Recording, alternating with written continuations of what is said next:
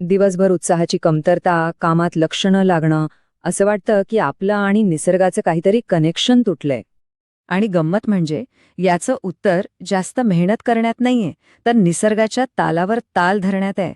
आपल्याला संघर्ष नाही, तर समर्पण करायचंय. तर ही जोडणी साधायची कशी? त्यासाठी आयुर्वेद आपल्याला एक मार्ग दाखवतो. तो म्हणजे दिनचर्या. हा फक्त एक शब्द नाहीये, तर ही एक संपूर्ण जीवनशैली आहे, जी आपल्या शरीराच्या आतल्या घड्याळाचा आदर करते.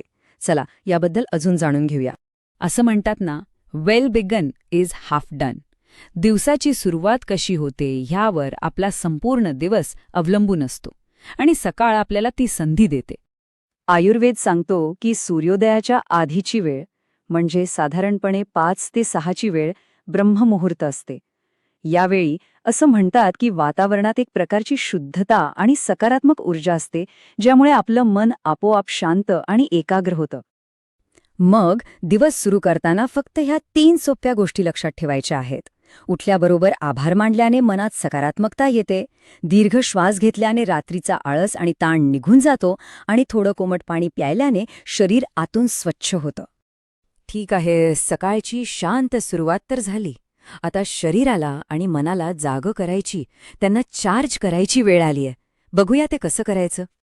आता एक खूप सुंदर गोष्ट, ती म्हणजे अभ्यंग किंवा तेलाने मालिश. आयुर्वेद सांगतं की हे वात दोषाला शांत करतं. म्हणजे आपल्या मनात जी विचारांची गर्दी होते ना, जी अस्वस्थता येते, त्याला शांत करण्याचं काम हे अभ्यंग करतं. आणि याचा परिणाम?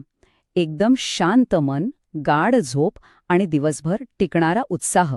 आणि अभ्यंगानंतर शरीराला थोडा व्यायाम दिला की रक्ताभिसरण सुधारतं आणि ऊर्जेची पातळी अजूनच वाढते. व्यायामासाठी सूर्यनमस्कारापेक्षा चांगलं काय असू शकतं? आणि सोबत जर अनुलोम विलोम आणि भ्रामरीसारखे प्राणायाम केले, तर आपल्या शरीरात जे फील गुड हॉर्मोन्स असतात ना, ते वाढायला मदत होते. आता बघा, शरीराला तर आपण ऊर्जा दिली, पण मनाचं काय? कारण खरी ऊर्जा फक्त अन्नातून नाही मिळत, ती आपल्या विचारांमधून आणि आपल्या कृतींमधून सुद्धा मिळते. जेवणाचा साधा नियम आहे, आपल्या पचनशक्तीनुसार खा. दुपारी आपली पचनशक्ती सर्वात मजबूत असते, त्यामुळे दुपारचं जेवण हे दिवसातलं मुख्य जेवण असावं, आणि रात्रीचं जेवण अगदी हलकं असावं, जेणेकरून शरीराला पचनासाठी जास्त कष्ट घ्यावे लागणार नाहीत. आणि आता एक खूप इंटरेस्टिंग गोष्ट, सद्वृत्त. याचा सरळ अर्थ आहे चांगली वागणूक.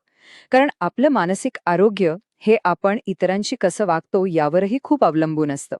हे नियम अगदी सोपे आहेत, पण खूप प्रभावी आहेत.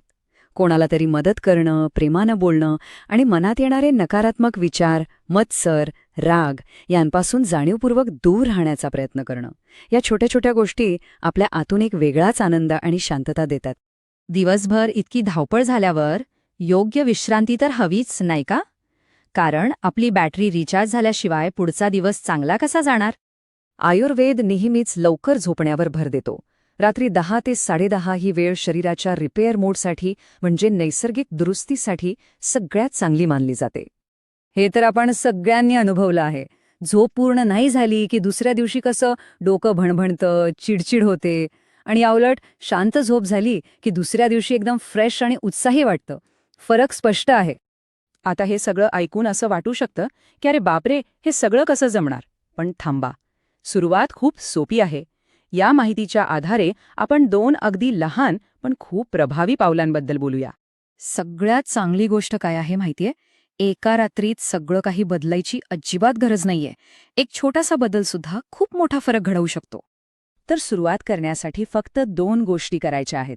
फक्त 15 मिनिटं लवकर उठा आणि स्वतःसाठी वेळ काढा. आणि रात्री झोपायच्या आधी फक्त 5 मिनिटं मोबाईल बाजूला ठेवा आणि शांत बसा. हा छोटासा बदल ऊर्जेच्या पातळीत खूप मोठा फरक घडवून आणू शकतो. जरा विचार करा, फक्त एक दिवस जर आपण नीट जगलो तर आपल्या आयुष्यात किती काही बदलू शकतं, नाही का?